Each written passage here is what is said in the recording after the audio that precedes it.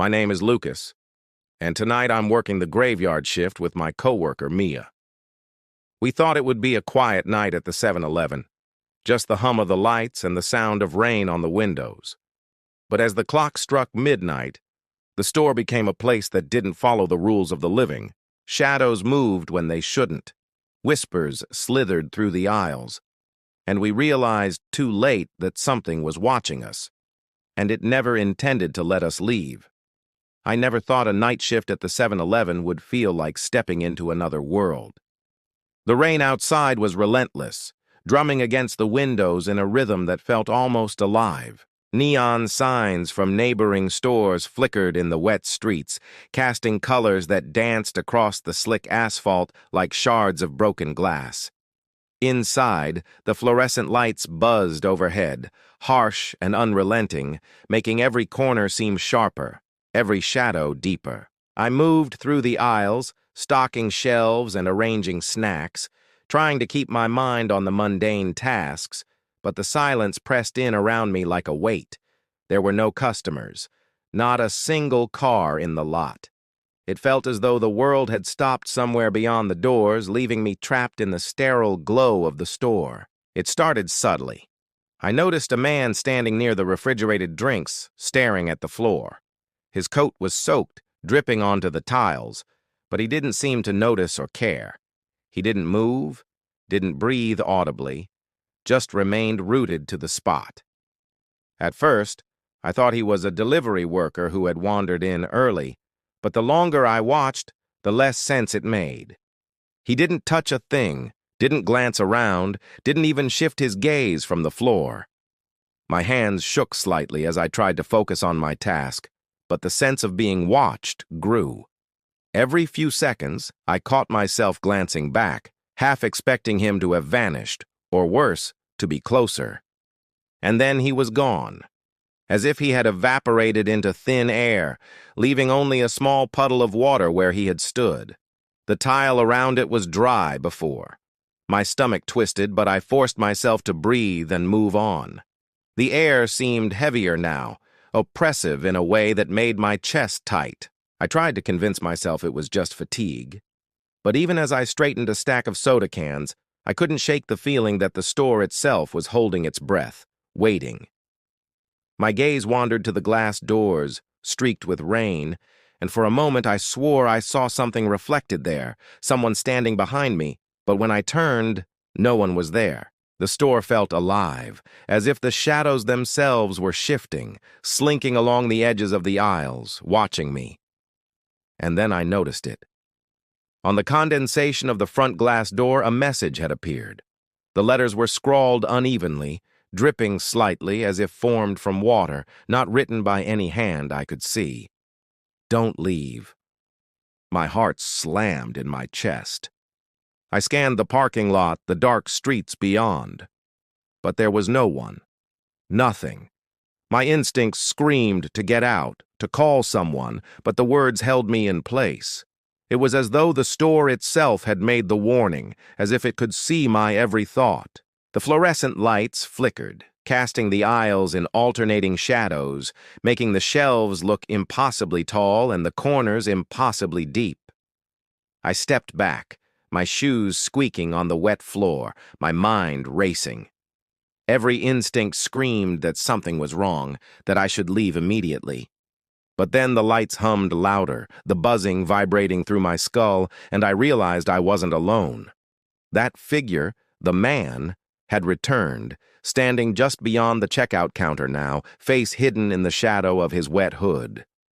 My legs froze, my mouth dry, and a cold realization settled over me. Whatever was here, whatever watched from the corners and from the glass, wasn't human, and it had noticed me. By midnight, the store felt suffocating, as if the walls were slowly closing in around me. The fluorescent lights buzzed incessantly, each flicker making the shadows shift and stretch in ways that seemed impossible. I tried to focus on the mundane, stocking shelves, checking dates on cans, but it was useless. Something about the air was different, heavy, electric. Every time I moved down an aisle, I thought I saw movement from the corner of my eye, small, fleeting shapes darting between shelves. When I spun around, nothing was there. My pulse quickened. I felt like a prey animal, hunted and cornered in a place that was supposed to be safe.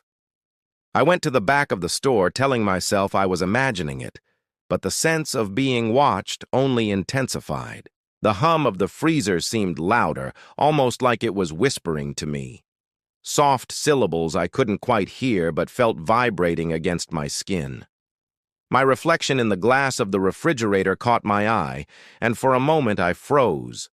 It wasn't just me staring back. My own face looked hollow, twisted. My eyes darkened, and a smile stretched across my lips that I did not recognize. I blinked, and it was gone, leaving only my normal, pale face staring back. Then I heard it, a scraping sound from the storage room. It was soft at first, almost polite, but it grew louder, deliberate, like nails dragged across the concrete floor.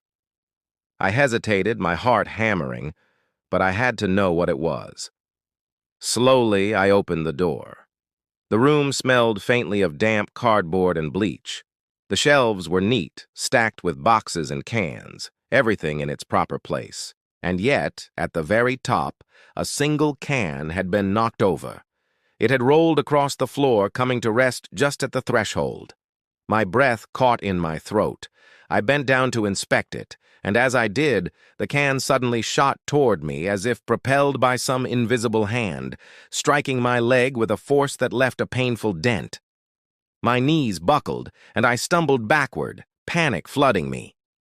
I tried to tell myself it was just gravity, just a coincidence, but a creeping dread settled over me, cold and unrelenting. The shadows in the room seemed to thicken, pulsating as though alive, and the whispering hum returned, closer now, coming from everywhere at once. My instincts screamed to run, but my feet felt rooted to the floor. I glanced toward the front of the store and saw movement again, a flicker near the doors, a shape that didn't belong. Every instinct I had told me this was wrong, terrifyingly wrong, yet I couldn't tear my eyes away. A sudden chill swept through the store, icy air that smelled faintly of rust and wet earth. The lights flickered violently, plunging the aisles into darkness for a heartbeat before buzzing back on, revealing nothing, and yet I felt something had moved in that moment, closer than before, somewhere just beyond my perception. I backed away, heart racing, my thoughts spiraling. Whoever or whatever was here. It wasn't human, and it was no longer just observing. It was testing me, playing with me, waiting for a moment of weakness. And I knew with terrifying clarity that one mistake tonight could mean I wouldn't leave this store alive. The hours dragged on, each second heavier than the last, as if time itself had grown thick and viscous inside the store. The shadows twisted and stretched along the aisles, clinging to corners and edges like living things. Every movement I made seemed to echo unnaturally, a hollow sound bouncing off the walls and ceiling. I tried to keep busy, scanning shelves, wiping counters, but nothing felt real.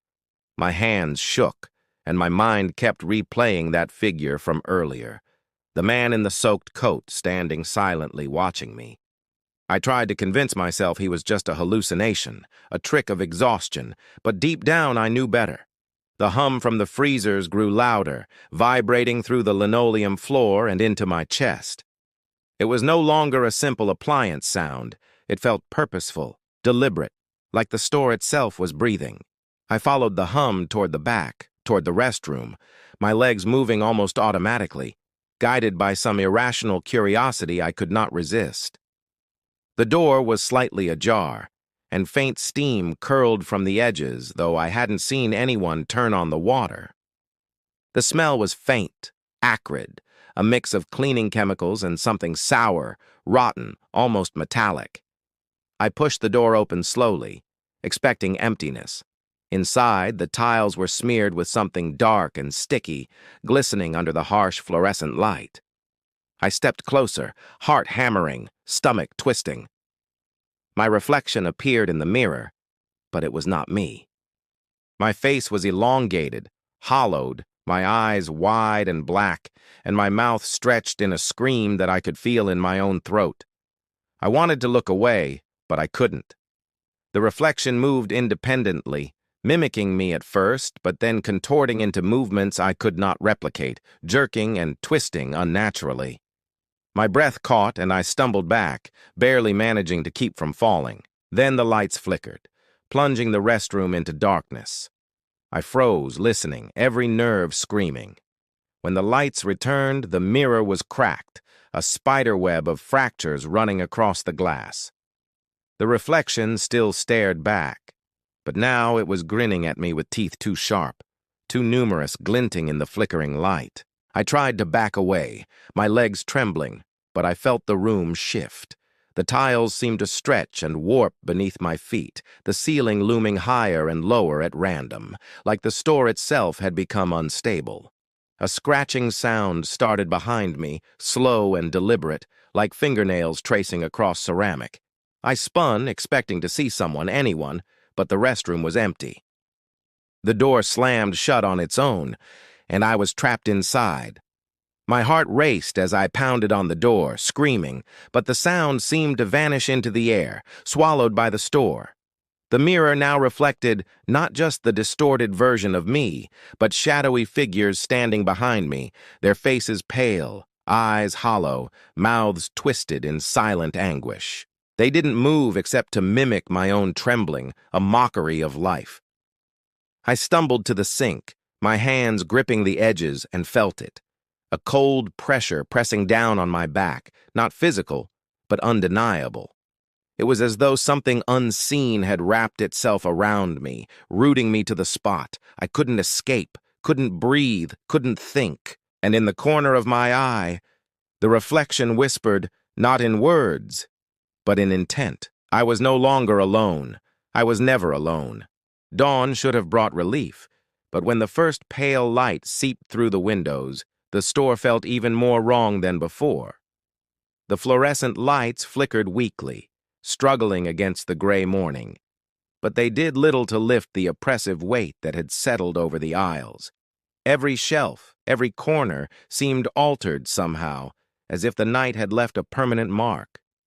I moved cautiously, my footsteps echoing hollowly against the floor, and tried to convince myself that I had survived the worst of it.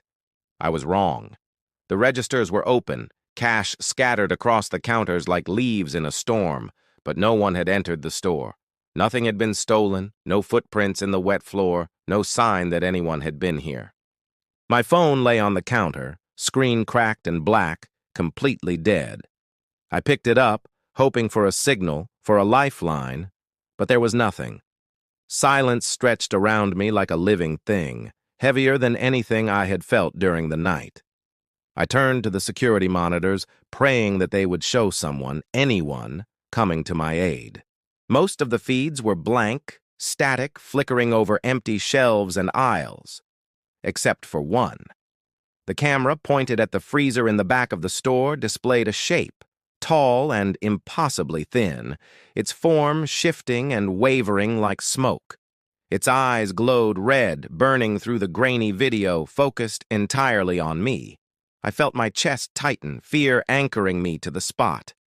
I spun around, and there it was, behind the counter, the same figure from before.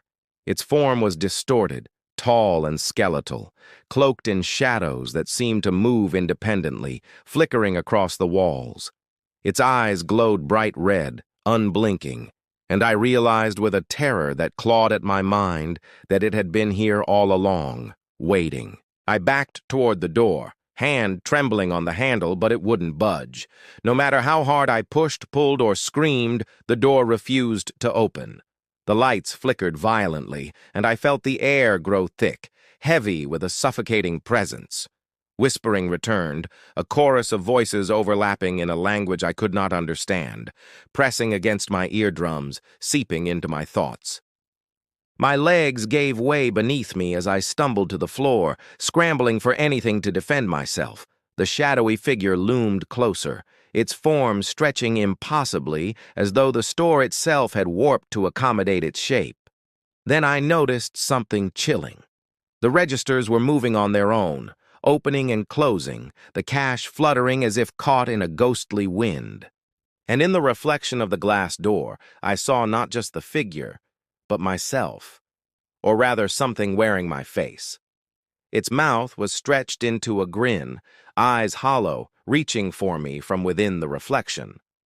My breath hitched, heart pounding, and I realized I had become part of it, trapped in the store, unable to escape, unable to exist outside its influence. When the manager arrived later that morning, the store was empty. No one had seen me leave, no one had seen me enter. Only the front window bore a new message, smeared in condensation, each letter dripping as if alive. "Next time, don't hide." I could still hear the whispers when the wind caught the glass, calling my name, reminding me that I had not truly left. Somewhere, in the back of that store, I was still there staring from the freezer, waiting for the next soul unlucky enough to wander in after dark.